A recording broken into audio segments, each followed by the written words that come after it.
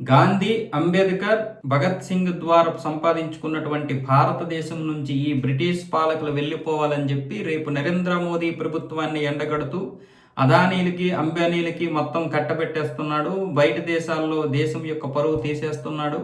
ఆహారం విషయంలో కావచ్చు, గృహవస్తు విషయంలో కావచ్చు, వ్యాపార విషయంలో కావచ్చు, లేకపోతే రైతులు పాడి పంటల విషయంలో కావచ్చు, మొత్తం దేశాన్ని నాశనం చేసేశారని చెప్పి కన్యాకుమారి నుంచి కాశ్మీర్ వరకు క్విట్ ఇండియా ఉద్యమాన్ని రేపు చేస్తారంట రైతులందరూ కలిసి. అంటే ఎంత కుట్రలు చేస్తున్నారో చూడండి.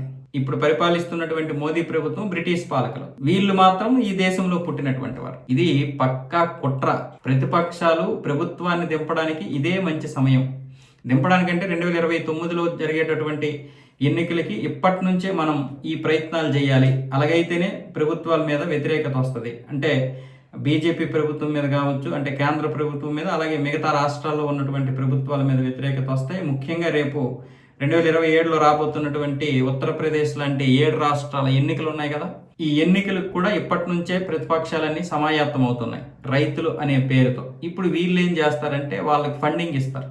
ఎక్కడెక్కడ ఫండింగ్ ఇవ్వాలో ఆ ఫండింగ్ వెళ్ళిపోతుంటుంది కన్యాకుమారి నుంచి కాశ్మీర్ వరకు.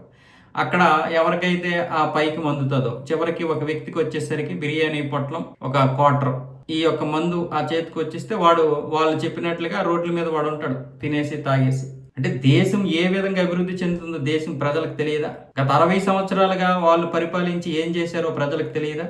ఈ 12 సంవత్సరాల కాలంలో ఏం జరిగిందో ప్రజలకు తెలియదా? గాంధీ గారు, అంబేద్కర్ గారు, భగత్ సింగ్ గారు సాధించుకున్నటువంటి భారతదేశం, సుభాష్ చంద్రబోస్ ఏం చేశారు? ఆయన పేరు ఏం చెప్పట్లేదు మీరు.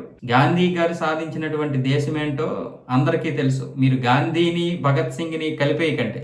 గాంధీ గారిని, అంబేద్కర్ గారిని కలపకండి. గాంధీ గారిని వ్యతిరేకించినటువంటి మొదటి వ్యక్తుల్లో అంబేద్కర్ గారు ఉంటారు. అంబేద్కర్ గారు ఏ విధంగా అయితే ఈ దేశం ఉండాలని కలగన్నారో అది ఇప్పుడిప్పుడే నెరవేరుతుంది. భగత్ సింగ్ గారు కలగన్నటువంటి దేశము గత 60 సంవత్సరాల పరిపాలనలో లేదు. అది ఇప్పుడిప్పుడే యువతకి దగ్గర అవుతుంది. మీరు కొత్తగా వాళ్ళ పేర్లు పెట్టేసి ఏదో చేసేస్తున్నాం, సాధించేస్తున్నాం అనుకోకండి. ఈ దేశాన్ని నాశనం చేయడంలో మీరు మొదటి స్థానంలో ఉంటారని గుర్తుపెట్టుకోండి. నిజమైనటువంటి రైతులు ఎవరూ కూడా వాళ్ళకు అందాల్సినటువంటి యూరియా గురించో, వాళ్ళకు అందాల్సినటువంటి ఆ వస్తు సామాగ్రి గురించి మాత్రమే మాట్లాడతారు. ఎవరు రోడ్ల మీదకి వచ్చి ఇప్పుడు రైతులు ధర్నాలు చేసేటటువంటి పరిస్థితి లేదు. వాస్తవంగా చెప్పాలి అంటే మీరు పనికిరాని విషయాల గురించి మాట్లాడుతూ రైతుల పేరుతో ఈ ఉద్యమాలు చేసి దేశాన్ని సర్వనాశనం చేయాలనో, లేకపోతే మీకు పదవులు కావాలనో తప్ప ఈ దేశం మీద కించిత్ ప్రేమైన ఉంటే, నిజంగా మీకు ఈ దేశం కావాలనుకుంటే ఈరోజు ఇలాంటి పనులు చేసేవాళ్ళు కాదు. ఈ రోజు అధికారం కోసం ఇలా కొట్టుకు చచ్చేవాళ్ళు కాదు. ఈ దేశం మీద మీకు నిజంగా ప్రేమ ఉంటే గత 60 సంవత్సరాల్లోనే ఈ రోజు మీరు ఏదైతే కలలు కంటున్నారో ఆ కలలుగన్నటువంటి సామ్రాజ్యాన్ని నిర్మించేవాళ్ళు. ఎందుకంటే 1 కాదు 2 కాదు 60 సంవత్సరాలు మీ పరిపాలనలో ఉంది ఇది. ఈ రోజు ఏదైతే ఒక నీట్ లీగ్ పరీక్ష ఉందో అలాంటి విద్యా వ్యవస్థని మార్చలేకపోయారు మీరు గత 60 సంవత్సరాలుగా. ఈ దేశాన్ని ఏం మార్చారు మీరు? ఏమార్చారు మీరు. ఏమీ మార్చలేకపోయారు కానీ ఏమార్చారు. చైనా వాడు ప్రపంచంతో పోటీపడి అగ్రరాజ్యంగా ఎదుగుతుంటే మీరేం చేశారు? కుళ్ళు కుతంత్రాల రాజకీయాలు చేశారు, అవినీతి రాజకీయాలు చేశారు, అక్రమ రాజకీయాలు చేశారు, ఫ్రీ పథకాల రాజకీయాలు చేశారు. చివరికి దేశాన్ని అధోపాతాళానికి ముంచేసి 2014లో ఈ దేశాన్ని విడిచిపెట్టి ఇంకొకరి చేతికి ఇచ్చారు. ఇప్పుడిప్పుడే కదా మొలకలు మొలుస్తున్నాయి, ఇప్పుడిప్పుడే కదా ఆశలు సిగిరిస్తున్నాయి. మీరు 60 సంవత్సరాలు పరిపాలించినప్పుడు ఈ చండాలన్నంత తగ్గించడానికి, ఈ చండాలన్నంత తొలగించడానికి 30 సంవత్సరాల సమయం పడుతుంది. అయినా సరే ఇప్పటికి ఒక 60% చండాలాన్ని తొలగించారు.